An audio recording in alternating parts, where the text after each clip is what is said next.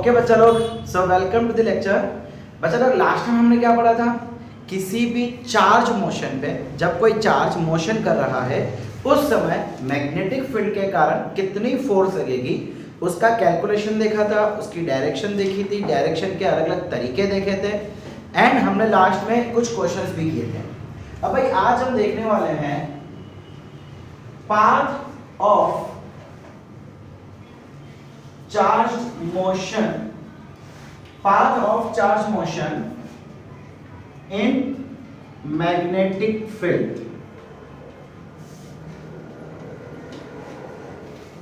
ठीक है, आपके बुक टेक्स्ट बुक में दिया हुआ है motion of charge in magnetic field, वही चीज है। अब चलो, हमने क्या देखा था कि मैग्नेटिक फील्ड के कारण फोर्स कितनी होती है? Q V cross B, right. तो हमको यहां से एक चीज पता चली थी कि जो मैग्नेटिक फोर्स है वो आपकी वेलोसिटी को भी परपेंडिकुलर होता है एंड मैग्नेटिक फील्ड को भी परपेंडिकुलर होता है। यही हमने देखा था भाई लास्ट टाइम तक, बिल्कुल। अब अच्छा, अगर मुझे मोशन के बारे में पता करना है तो इसके दो केस बनेंगे।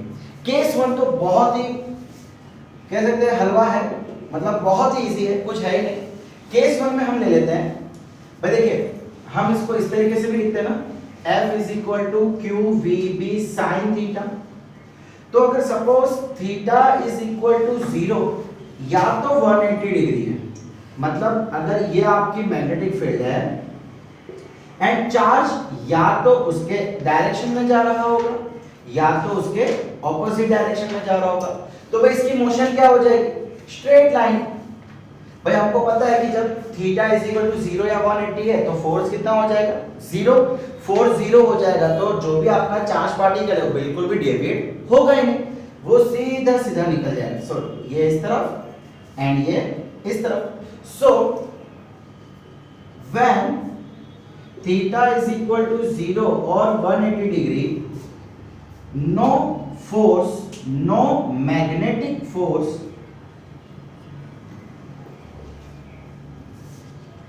acts on the charge, therefore it moves along the straight direction, moves along the straight direction। बस यहीं पे कहानी खत्म, केस वन यहीं पे खत्म, कुछ है ही नहीं भाई केस वन में। अब भाई देख लेते हैं हम केस 2। भाई एक्चुअली सबसे मेन थियरी तो यही है, जो अभी हमने देखा वो तो बहुत मामूली सी था।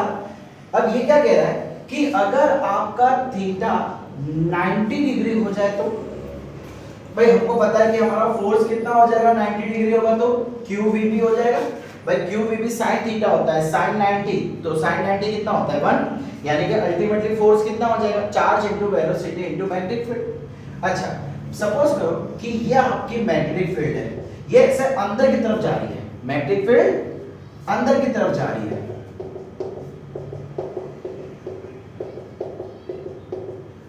ओके, एंड भाई जो मैग्नेटिक फील्ड है, जितनी भी आपके मैग्नेटिक फील्ड है वो कुछ यहां से शुरू होके यहां पे सपोज करो कि खत्म हो जाती है। ओके, अब सपोज करो कि मैंने इसके परपेंडिकुलरली एक चार्ज को अंदर डाल दिया, एक चार्ज को इसके पर्टिकुलरली इसके अंदर डाल दिया, चार्ज Q को। अब भाई इसकी फोर्स कहां लगेगी? ये हमारी मैग्नेटिक फील्ड। थंब को अलाइन करो उसके मोशन के डायरेक्शन पे, तो फोर्स कहां लगेगी? ऊपर की तरफ। भाई अगर आपको याद रखना हो तो वो ऋतिक रोशन की मूवी है ना, कौन सी मूवी है? वो ऐसा स्टेप आता है डांस का, प्यार किया डरना क्या? अरे क्या कुछ भी नहीं नहीं, ऋतिक रोशन की बहुत जूनी मूवी है ना, एक पल का जीना। चलो छोड़ो, मतलब वो स्टेप याद रखना है हमको। क्या करना है? ऋतिक रोशन स्टेप करना है। ये स्टेप का नाम आज से हम डाल रहे हैं ऋतिक रोशन स्टेप। तो ये हमारा मैग्नेटिक फील्ड, ये हमारा थंब, ये ऋतिक रोशन स्टेप, मतलब हमारा जो फोर्स कहां लगेगा? ऊपर की तरफ लगेगा। बच्चा लोग हमने तो यही देखा था कि फोर्स वेलोसिटी को परपेंडिकुलर होता है। अब भाई वेलोसिटी इधर है फोर्स इधर है। अब होगा क्या, आपका चार्ज ना ही इधर जाएगा ना ही इधर जाएगा, ये इसके सेंटर पे कहीं चला जाएगा। रिजल्टेंट फोर्स, भाई एक फोर्स के साथ हमने इधर डाला, मैग्नेटिक फील्ड के कारण फोर्स इधर लगी, बट एक्चुअली हुआ क्या, आपका चार्ज जो है वो अपने डायरेक्शन से थोड़ा डिफ्लेक्ट हो गया। अब भाई इस पॉइंट की बात करते हैं, इस पॉइंट पे वेलोसिटी किधर है, इधर की तरफ। तो भाई फिर से मैग्नेटिक फील्ड अंदर, वेलोसिटी इधर, फोर्स कहां पे आ रही है, इधर। सो ऋतिक क्वेश्चन स्टेप, ये इधर हो जाएगा, फोर्स इधर है, अल्टीमेटली चार्ज कहां जाएगा, थोड़ा सा फिर से बैंड हो जाएगा। अब इस पॉइंट की बात कर लेते भाई, चलिए इस पॉइंट पे वापस क्या हो जाएगा, देखिए ये आपका ये मैग्नेटिक फील्ड, ये आपकी वेलोसिटी यानी फोर्स कहां हो जाएगा, इधर की तरफ। देखो भाई एक्चुअली हो क्या रहा है, फोर्स इधर है, वेलोसिटी इधर है। आप ये मत समझना कि दोनों सेम डायरेक्शन पे आ गए, ना ना ना, ये मैग्नेटिक फील्ड अंदर की तरफ, वेलोसिटी ऊपर की तरफ। समझ आ रहा है मैं क्या बोल रहा हूं, वेलोसिटी ऊपर की तरफ है, तो इस समय हमारा फोर्स कुछ इस तरफ हो जाएगा, फोर्स इस तरफ हो जाएगा।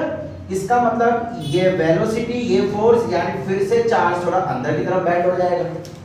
तो ऐसे करते करते करते करते करते करते करते चार्ज क्या कर देगा, पूरा एक सर्कल बना देगा। सो याद रखना, अगर थीटा 90 है तो चार्ज पार्टिकल की जो ट्रेजेक्टरी होगी, जो पाथ ऑफ मोशन होगा, path of motion is trajectory, वो क्या बन जाएगा, सर्कुलर। क्या बन जाएगा, सर्कुलर। अच्छा बच्चा लोग, आप देख सकते हो कि इस पूरे सर्कुलर पाथ पे हर पॉइंट पे अंदर की तरफ एक फोर्स लगेगी, हर पॉइंट पे। आप जहां चाहे देखो, देखो मैं अगर यहां की बात करूं तो यहां की वेलोसिटी कुछ ऐसी होगी, ये मैग्नेटिक फील्ड, ये वेलोसिटी, देखो फोर्स यहां लग रही है एग्जैक्टली। कोई भी पॉइंट ले लो, सपोज करो ये पॉइंट ले लो, तो इस समय पे वेलोसिटी कुछ ऐसी होगी। तो भाई ये आपका मैग्नेटिक फील्ड, ये वेलोसिटी, देखो फोर्स इधर लग रहा है। मतलब आप इस पूरे सर्कुलर पाथ पे कोई भी पॉइंट उठा लो, आपका फोर्स अंदर की तरफ लगेगा। बच्चा लोग 11th में आपने पढ़ा था कि अगर हम कोई सर्कुलर मोशन कर रहे हैं तो सेंटर की तरफ एक फोर्स लग रहा है जो उस मोशन को बनाए रखा है। ऑब्वियसली यहां की स्पीड कांस्टेंट होगी, वेलोसिटी कांस्टेंट होगी, ये तो हमने लास्ट टाइम भी देखा था। भाई स्पीड चेंज नहीं हो रही है, स्पीड कांस्टेंट है। एंड एक ऐसा फोर्स जो स्पीड कांस्टेंट रखता है सर्कुलर मोशन में, वो फोर्स का नाम सेंट्रीपिटल फोर्स। तो क्या मैं ऐसा कह सकता हूं कि यहां पे जो ये मैग्नेटिक फोर्स है, ये जो मैग्नेटिक फोर्स है, ये और कुछ नहीं, ये सेंट्रीपिटल फोर्स का काम कर रहा है। ठीक है, हम क्या करते हैं, ये इसके सेंटर से ये रेडियस ले लेते हैं। तो यहां पे हम कह सकते हैं magnetic force is equal to the centripetal force. Magnetic force की फॉर्मूला QVB है ना भाई, 90 है तो फॉर्मूला क्या होता है, QVB। ओके, सेंट्रीपिटल फोर्स की फॉर्मूला याद है, सेंट्रीपिटल फोर्स की फॉर्मूला mv²/r। m मतलब इस चार्ज का मास, इस चार्ज का जो भी मास होगा, m, v मतलब जितना वेलोसिटी के साथ आगे बढ़ रहा है, एंड r मतलब इस सर्कल का रेडियस। तो बच्चा लोग यहां से क्या हुआ, एक v कट गया, मुझे r की वैल्यू चाहिए। सो r की वैल्यू क्या मिल गई यहां पे, mv/qb। सो जब कोई भी चार्ज पार्टिकल को आप मैग्नेटिक फील्ड के अंदर डालते हो, वो अंदर जाते ही एक सर्कुलर शेप बना देगा। देखो इमेजिन करो, जरा फीलिंग लेना सीखो। ये मान लो कि पूरी मैग्नेटिक फील्ड है, मैग्नेटिक फील्ड ऐसे अंदर की तरफ जा रही है, मैं जैसे किसी चार्ज पार्टिकल को फेंकूंगा, ये यूं होके यूं चला जाएगा। अगर ये नेगेटिव चार्ज होगा, सपोज करो ये नेगेटिव चार्ज है, तो ये अंदर जाते ही यूं चला जाएगा। भाई अगर ये नेगेटिव चार्ज होगा तो इस पे फोर्स नीचे लग जाएगा ना। ठीक है, सपोज करो भाई यहाँ पे सब मैग्नेटिक फील्ड है, ठीक है। अब अगर मैं कोई नेगेटिव चार्ज -q को अंदर डालता हूं v वेलोसिटी के साथ, सो फिर से ये मैग्नेटिक फील्ड अंदर, ये वेलोसिटी एंड फोर्स कहां लगेगा, ऊपर, लेकिन माइनस के कारण हम क्या देते हैं, फोर्स नीचे। तो इस बार क्या होगा, यहां पे कहीं आपका वेलोसिटी आ जाएगी, समझ रहे हो? तो ये यूं टर्न कर जाएगा पूरा। समझ रहे हो मैं क्या बोल रहा हूं? बस खाली डिपेंड करेगा यार ये ऊपर से करेगा या ये नीचे से करेगा। अच्छा यार जरा एक और ध्यान दिया आपने, जो भी रेडियस बनेगा वो डिपेंड करेगा आपकी वेलोसिटी पे। इसका मतलब आपने बहुत स्पीड के साथ अगर उसे अंदर फेंका तो एक बहुत ही बड़ा सा सर्कल बना देगा, धीमे से फेंकोगे तो छोटा सा सर्कल, जोर से फेंकोगे तो बड़ा सा सर्कल। समझ आ रहा है मैं क्या बोल रहा हूं? रेडियस, भाई रेडियस का मतलब क्या होता है? सर्कल कितना बड़ा होगा, दैट इज रेडियस। तो रेडियस किस पर डिपेंड कर रहा है? वेलोसिटी पे। वेलोसिटी कौन सी? जो इनिशियल वेलोसिटी जिसके साथ आपने उसको अंदर डाला था। एंड वी नो कि भाई initial velocity in magnetic field is always constant. समझ आया बच्चा लोग? अच्छा इसका टाइम पीरियड अगर मुझे फाइंड करना हो तो कि कितने टाइम में ये सर्कल बनाएगा, टाइम पीरियड भाई हमको पता है distance is equal speed is equal to distance upon time होता है। Speed is equal to distance upon time. तो स्पीड कितनी है? v। भाई वेलोसिटी हम सॉरी मैग्नीट्यूड की बात कर रहे हैं, तो भाई जो भी आपकी स्पीड है वो v बन जाएगा। डिस्टेंस कितना होगा? सर्कल का डिस्टेंस कैसे देखते हैं हम लोग? Circumference 2 pi r। तो टाइम t, इसको यहां भेज दो, t is equal to 2 pi r by v। यह आ गया आपका टाइम पीरियड। समझ आ रहा है बच्चा लोग? अब अगर मुझे इसकी फ्रीक्वेंसी निकालनी हो तो भाई कितने फ्रीक्वेंसी के साथ ये चल रहा है, तो हमको पता है फ्रीक्वेंसी इज इक्वल टू भाई लीनियर फ्रीक्वेंसी। कौन सी फ्रीक्वेंसी? लीनियर फ्रीक्वेंसी की बात कर रहे हैं हम लोग। Linear frequency is equal to 1 upon t। 1 upon predictor. बच्चा लोग जब तक चार्ज इसके अंदर है वो गोल एंड गोल एंड गोल एंड गोल चलता ही रहेगा। सो हमने टाइम पीरियड निकाला। टाइम पीरियड आपको पता होगा कितने समय में वो एक सर्कल कंप्लीट करेगा, that is called time period. कितने फ्रीक्वेंसी, भाई एक सेकंड में कितनी बार घूमेगा? फ्रीक्वेंसी मींस पता है ना, 11 में पढ़ चुके हो। एक सेकंड में कितने बार सर्कुलर डायरेक्शन में घूमेगा? सो 1 अपॉन t। सो यहां का आंसर क्या आ जाएगा? इसका reciprocal v by 2 pi r। अगर एंगुलर फ्रीक्वेंसी के बारे में बात करें, रोटेशनल मोशन हो गया ना, तो रोटेशनल मोशन में तो एंगुलर फ्रीक्वेंसी भी आता है। सो एंगुलर फ्रीक्वेंसी के बारे में अगर पूछा जाए तो वो क्या होता है? 2 पाई f। यस और नो? 2 पाई इनटू f कितना है? v by 2 pi r। 2 pi cut कितना आ जाएगा? v by r। कुछ ऐसा ही आपको पहले भी देखने को मिला था, 11 में भी देखते थे ना। एंगुलर फ्रीक्वेंसी क्या होता था? Velocity by radius.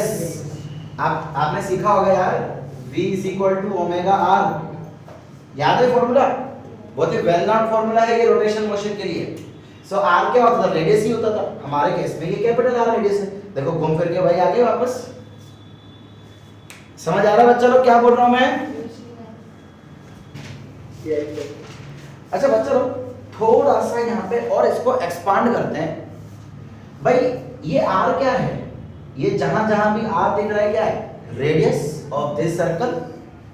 बच्चा रेडियस की वैल्यू है हमारे पास।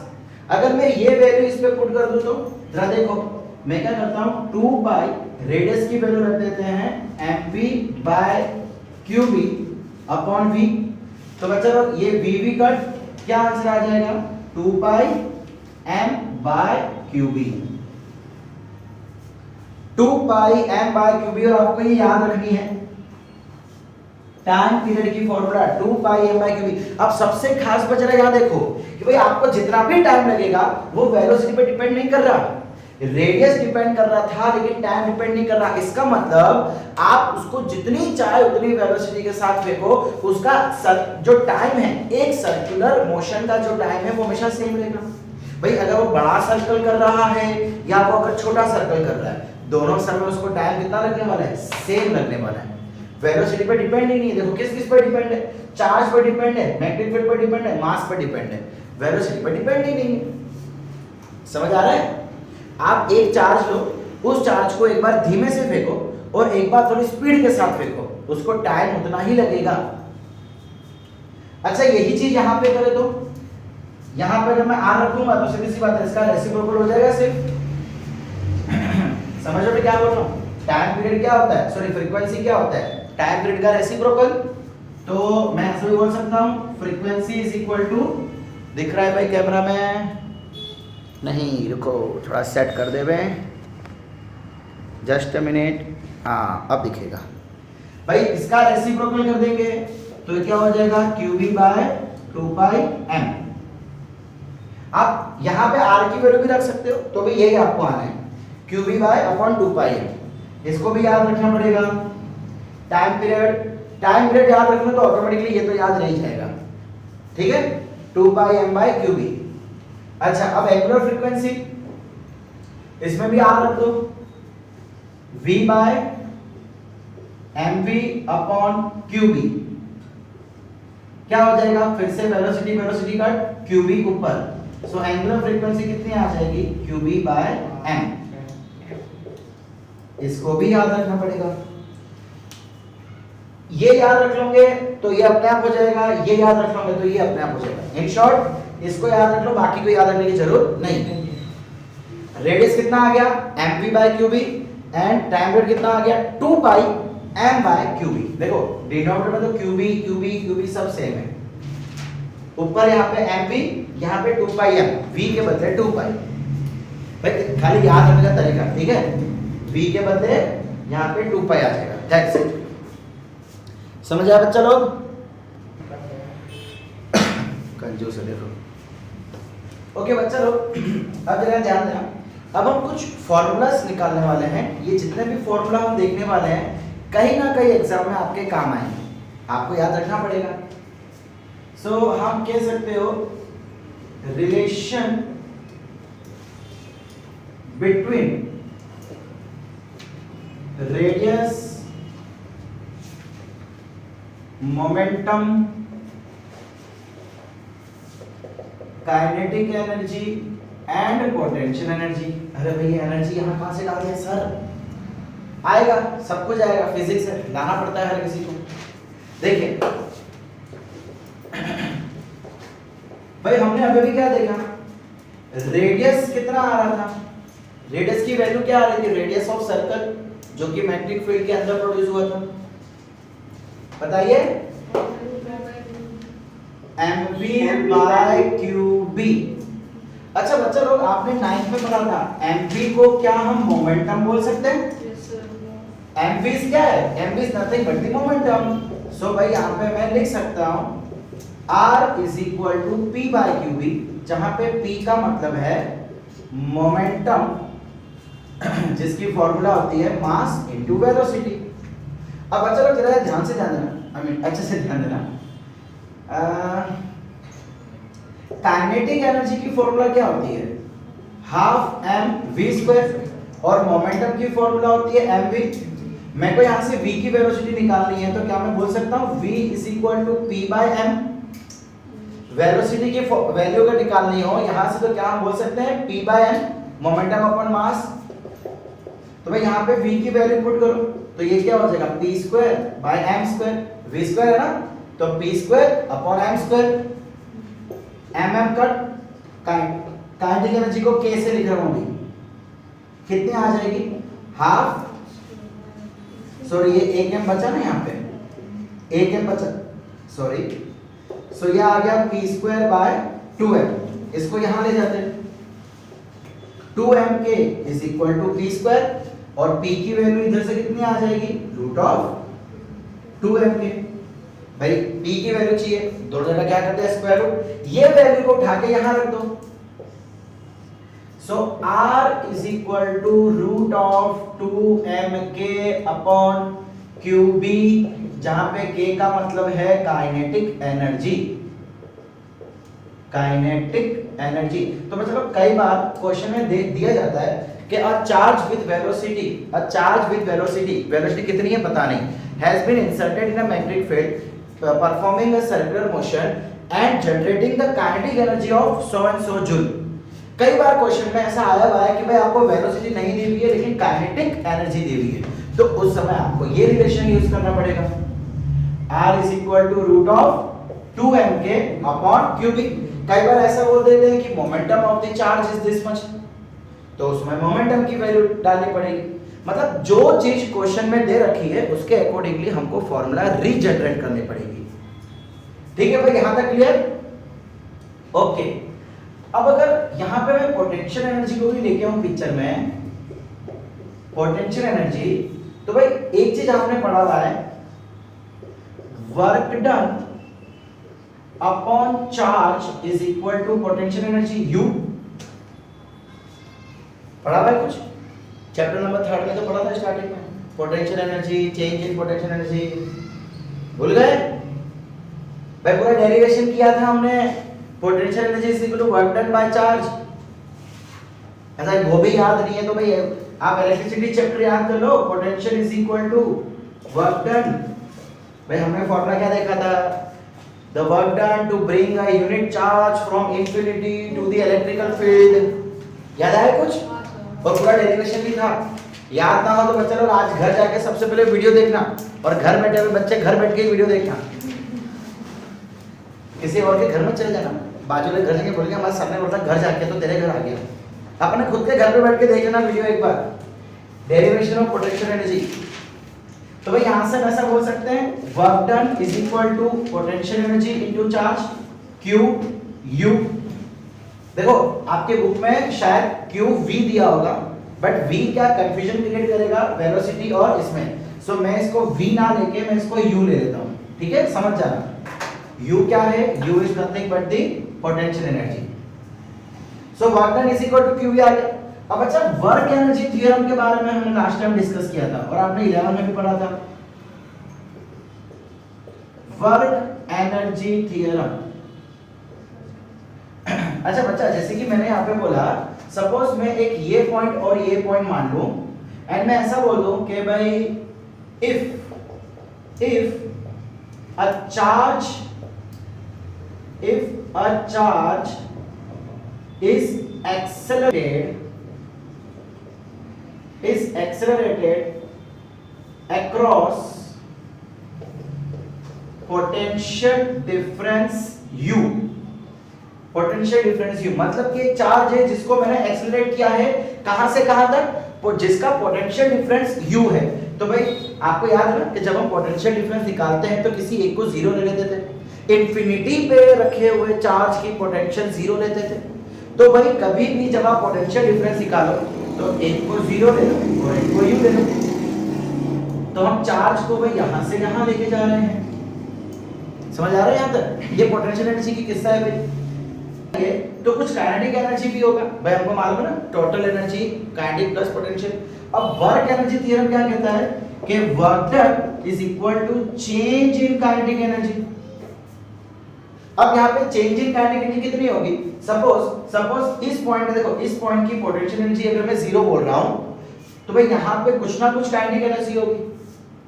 Energy of a system always remains constant, पढ़ रखा है आपने, conservation of law of conservation of energy. Energy can neither be destroyed nor be created, it can be transformed। सो भाई इस समय पोटेंशियल एनर्जी कितनी है? जीरो। इसका मतलब जो भी एनर्जी इस चार्ज के पास है वो क्या होगा? Kinetic energy. ओके, यहां आते आते पोटेंशियल एनर्जी मैक्सिमम हो गई, तो भाई यहां आते आते काइनेटिक एनर्जी क्या हो जाएगी? जीरो। तो चेंज इन काइनेटिक एनर्जी क्या हो जाएगा? के। तो क्या मैं चेंज के बदले के लिख सकता हूं? और ये वर्क डन क्या है? Q into U, जहां पे U मतलब पोटेंशियल एनर्जी। तो देखो यहां पे एक और रिलेशन बन गया, kinetic energy is equal to potential energy into charge. ये वैल्यू उठा के रख दो यहां पे। So R is equal to root of 2m Q into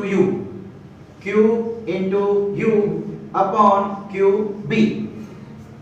ठीक है बच्चा लोग, अब उसको थोड़ा सा सिंपलीफाई कर रहे हैं, जगह नहीं है भाई, थोड़ा यहां से इसके बाद नीचे आ जाते हैं, ये थोड़ा आप समझ जाना।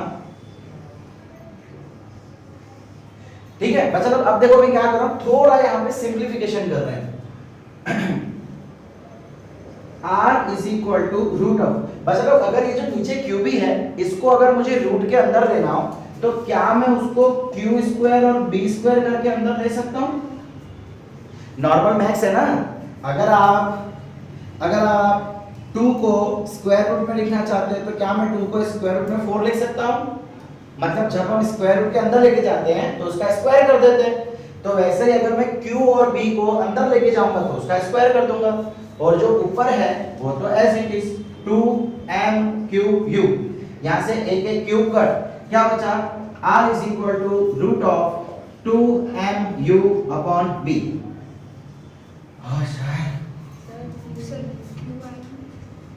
सॉरी, हाँ b आएगा, सॉरी b स्क्वायर भी आएगा, राइट है, क्यू बी स्क्वायर, ऊपर से क्यू कट गया, नीचे बचेगा क्यू बी स्क्वायर। तो बच्चा लोग यहाँ पे रेडियस की आपको क्वेश्चन में जो चाहे अब आ जावे, रेडियस ढूंढने को बोलो तो ढूंढ निकालो। पहले हमने क्या देखा? Radius is equal to mv by qb। mv को हम पोटेंशियल बोलते हैं, तो अगर पोटेंशियल दे रखा है, सॉरी नॉट पोटेंशियल, मोमेंटम, अगर मोमेंटम दे रखा है तो मोमेंटम की फॉर्मूला रख दो। अब अगर मोमेंटम नहीं दे रखा है, काइनेटिक एनर्जी दे रखा है, तो मोमेंटम के बदले रख दो 2√2m। कैसे निकाला? देखो डेरिवेशन जरूरी नहीं है, एग्जाम में डेरिवेशन जैसी इस केस में डेरिवेशन नहीं आएगा, बट भाई कितना सब कुछ याद रखोगे? मेरे को तो याद नहीं रहती ये सारी चीजें। अगर आप मुझसे कभी पूछोगे, मैं बोलूंगा बच्चा 2 मिनट में सब निकाल के देता हूँ, सो मैं तो पूरा डेरिवेशन करने बैठ जाऊंगा उस समय। आपको याद क्या क्या रखना है? ये फॉर्मूला याद रखनी है, ये फॉर्मूला याद रखनी है, ये याद रखनी है, देन ये नहीं, ये वाली याद रखनी है। Kinetic energy, potential energy, momentum and mass v। अब इतनी सब याद रखने से अच्छा मैं क्या करूंगा, मैं तो एक ये याद रखूंगा, बाद में सब बनाते जाऊंगा। आपके ऊपर डिपेंड है भाई। समझ आ रहा बच्चा लोग? सर इसका तो फोटो खींच लेना। अच्छा बच्चा लोग, चलिए अब कुछ क्वेश्चंस प्रैक्टिस कर लेते हैं। भाई यहाँ पे क्वेश्चन का दिया गया है 3 charge particle, electron, neutron and alpha particle. बच्चा इलेक्ट्रॉन का मतलब आप सबको पता है, न्यूट्रॉन का मतलब क्या होता है? हाइड्रोजन का आइसोटोप। एंड अल्फा पार्टिकल क्या होता है भाई? अल्फा पार्टिकल, भाई अल्फा पार्टिकल का मतलब होता है 2He+। हीलियम आयन, जब हीलियम आयन बनता है तब। अब बच्चा लोग, एक हीलियम एटम में कितने इलेक्ट्रॉन होते हैं? एक हीलियम एटम में कितने इलेक्ट्रॉन होते हैं? ये भी नहीं पता? 2। भाई एक हीलियम एटम में 2 इलेक्ट्रॉन होते हैं। अब मैं उसको बोल रहा हूं He2+, मतलब 2 इलेक्ट्रॉन चले गए। एक्चुअली देखो, एक एटम में 2 इलेक्ट्रॉन होते हैं, तो 2 एटम में कितने होने चाहिए? 4 इलेक्ट्रॉन। अब अगर 4 इलेक्ट्रॉन हैं तो 4 प्रोटॉन भी होंगे, लेकिन अल्फा का मतलब होता है 2He+, मतलब दोनों में से एक एक इलेक्ट्रॉन निकल जाएगा। तो 4 इलेक्ट्रॉन में से 2 इलेक्ट्रॉन चले गए, इसका मतलब अब इसके पास कितने इलेक्ट्रॉन बचे? 2 इलेक्ट्रॉन, और प्रोटॉन भी 4। अब प्रोटॉन थोड़ा निकल के जा रहा है, प्रोटॉन तो उधर का उधर ही है ना। तो याद रखना, हीलियम अल्फा पार्टिकल का मतलब होता है 2H+, तो जिसके अंदर 2 इलेक्ट्रॉन और 4 प्रोटॉन होंगे, और इसकी जरूर अभी हमें पढ़ने वाली है, इसलिए मैं बता रहा हूं। याद रखना, अल्फा पार्टिकल में कितने इलेक्ट्रॉन हैं? 2 इलेक्ट्रॉन और 4 प्रोटॉन। ठीक है, लिख लो, कहीं लिख लो इसको फटाफट, आगे पीछे साइड वाइड में कहीं भी खोपचे में इसको लिख लो, बॉक्स बना के। हीलियम के एक एटम में 2 इलेक्ट्रॉन, तो 2 एटम में 2 + 2 4 इलेक्ट्रॉन। अगर इलेक्ट्रॉन 4 है तो प्रोटॉन भी 4 है। अब अगर उसमें से मैं 4 इलेक्ट्रॉन में से 2 इलेक्ट्रॉन को निकाल दूंगा तो वो बन जाएगा अल्फा पार्टिकल। मतलब इसको अल्फा पार्टिकल का नाम दिया गया बच्चा लोग, और कुछ नहीं। ठीक है, सो 2 इलेक्ट्रॉन निकल गए तो बचे कितने? 2 इलेक्ट्रॉन, और प्रोटॉन तो उतने के उतने। ठीक है, चलिए अब आपको क्या कहा गया है कि ये तीनों पार्टिकल को हमने मैग्नेटिक फील्ड के परपेंडिकुलरली डाला है। अच्छा बच्चा लोग, भाई अभी अभी जो हमने थियरी पढ़ी ना कि वो सर्कल बनता है ट्रेजेक्टरी, उसके लिए कंडीशन क्या आती है कि थीटा 90 डिग्री होना चाहिए। अब अगर ये आपकी मैग्नेटिक फील्ड है, सो आप कैसे भी डालो, इसको कैसे भी डालो, अरे वो 90 डिग्री बनाने वाला है। लेकिन अगर आप ऐसे या ऐसे डालेंगे तो वो 90 डिग्री नहीं बनेगा। बाकी देखो ये मैग्नेटिक फील्ड, ये आपका वेलोसिटी, यू डालो तो ये भी 90 डिग्री हुआ, यू डालो तो भी 90 डिग्री हुआ, दिख रहा है 90 डिग्री बन रहा है 90 डिग्री। Yes, sir. यू डालो जैसे डालना डालो, बस 90 डिग्री बनना चाहिए। वो यहाँ पे है विद सेम काइनेटिक एनर्जी, बस तीनों की काइनेटिक एनर्जी कैसी है, सेम है। तो find the ratio of their radii. तो बच्चा लोग तीनों की रेडियस का रेशियो फाइंड करना है, तो मैं R E ratio R D ratio R alpha बोल देता हूं। रेडियस की फॉर्मूला हमने क्या देखी थी अभी अभी, रेडियस की फॉर्मूला हमने क्या देखी थी, MV upon QB ratio MV upon QB ratio MV upon QB. अब बच्चा लोग मुझे क्वेश्चन में गिवन क्या है, काइनेटिक एनर्जी, तो मुझे रेडियस की वो वाली फॉर्मूला यूज करनी पड़ेगी जिसमें काइनेटिक एनर्जी आती है। सो काइनेटिक एनर्जी के लिए क्या होता था, ऊपर भूल गए, बहुत जल्दी भूल गए, root of 2mk, root of 2mk, root of 2mk। अब बच्चा लोग ये चार्ज है इलेक्ट्रॉन का, तो QE, ये न्यूट्रॉन है, न्यूट्रॉन में कितने इलेक्ट्रॉन होते हैं भाई, न्यूट्रॉन मतलब हाइड्रोजन का आइसोटोप। अब बच्चा लोग याद रखना, न्यूट्रॉन में बताइए भाई उसके अंदर 2 प्रोटॉन होते हैं और 1 इलेक्ट्रॉन होता है।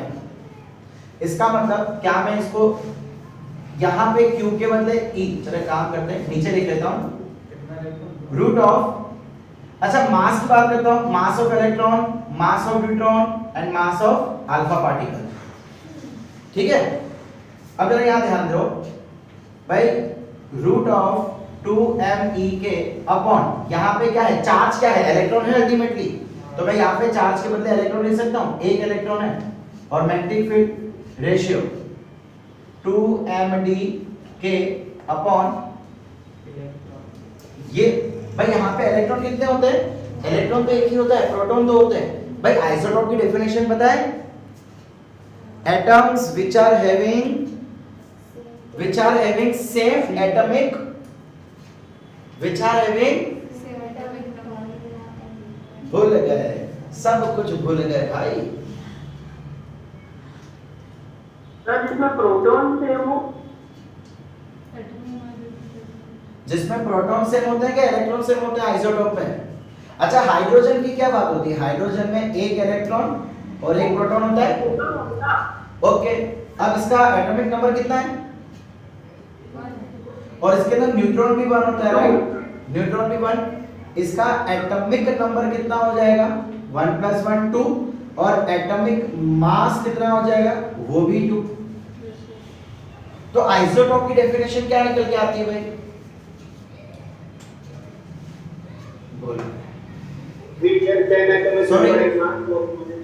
सॉरी एटॉमिक नंबर 1 आएगा, हाँ सॉरी एटॉमिक नंबर में नंबर ऑफ इलेक्ट्रॉन। तो भाई जिसका एटॉमिक नंबर सेम हो लेकिन जिसका एटॉमिक मास सेम ना हो वही तो होता है आइसोटोप। यार क्या कर रहे हो आप, तो ऐसे देख रहे हो जैसे कि फर्स्ट टाइम इसका नाम सुन रहे हो। आइसोटोप का मतलब सेम प्रोटॉन दोनों atomic number, different atomic mass. भाई याद है कि नहीं,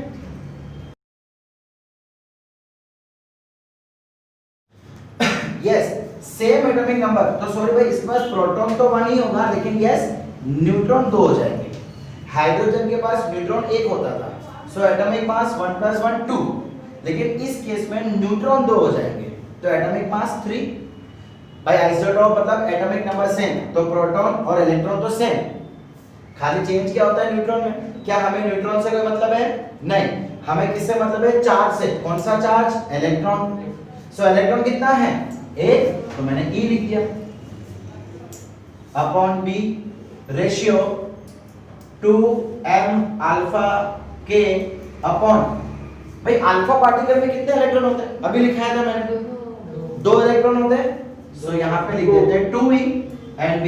अब चलो रेशियो ले रहे, तो देखिए रेशियो में √2 कट, काइनेटिक एनर्जी सेम है, हमको बोला भाई काइनेटिक एनर्जी सेम है, सो काइनेटिक एनर्जी गया।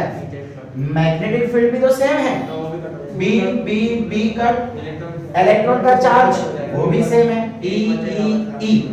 क्या बचा?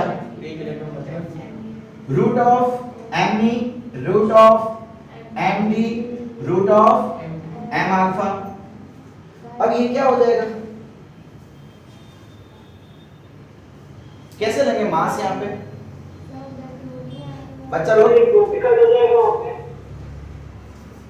नहीं, ये 2 रहेगा, सॉरी वो 2 रहेगा। अच्छा भाई यहाँ पे देखो, जरा ध्यान से सुनो, ये क्या है? Mass of electron. भाई ये मास किसका होता है? इलेक्ट्रॉन का तो होता ही ना, और किसका होता है? यहाँ पे मास यानी मास ऑफ चार्ज, जिसको आप अंदर डाल रहे हो। तो यहाँ पे चार्ज कौन है? इलेक्ट्रॉन। सो मास किसका हो जाएगा? इलेक्ट्रॉन का। लेकिन न्यूट्रॉन है, न्यूट्रॉन में इलेक्ट्रॉन कितने होते हैं? एक ही होता है, इसलिए me का me। अच्छा, so root of me is to root of me is to alpha में क्या होता है? अल्फा में कितने इलेक्ट्रॉन? 2। अच्छा एक चीज भाई, एटॉमिक मास की बात कर रहे हैं यहाँ पे। ये मास कौन सा है? Atomic mass. हाँ, बट हमने अब चार्ज की बात कर रहे हैं ना भाई। यहाँ पे चार्ज कौन सा होता है? इलेक्ट्रॉन।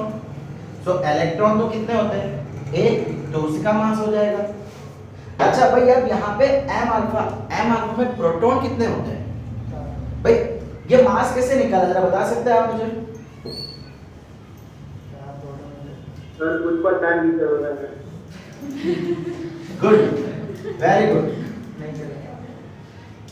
सर में देखो मैं आपको पूरा वापस बता रहा हूं। Electron, neutron, alpha.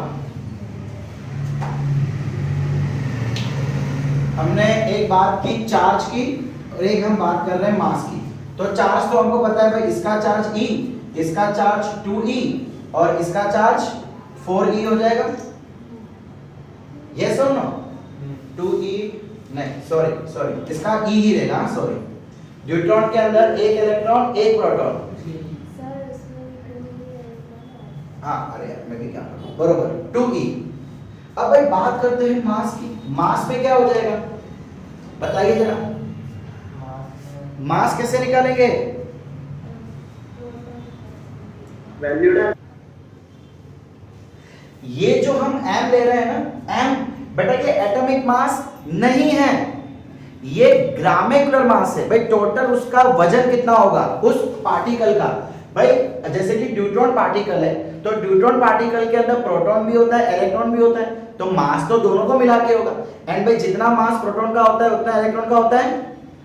भाई क्या मैं ऐसा बोल सकता हूँ मतलब एक प्रोटॉन एक इलेक्ट्रॉन, तो 2m हो गया। अब इसके अंदर प्रोटॉन 4 है, तो 4 हो गया। इसलिए बस मास की वैल्यू यहाँ पे रख दो, ये 2me, या तो आप सिंपली m बोल सकते हो, एंड यहाँ पे 4m। m कट कितना आ गया? 1:√2, 4 का √2। तो ये आ गया आपका आंसर। सर अपॉन 2 आएगा ना उसमें? हाँ, अपॉन 2 आएगा, बिल्कुल सही। तो ये कट के क्या हो जाएगा? 1:√2:1। ये अपॉन 2 हम बार-बार भूल जाते हैं। समझ आया भाई?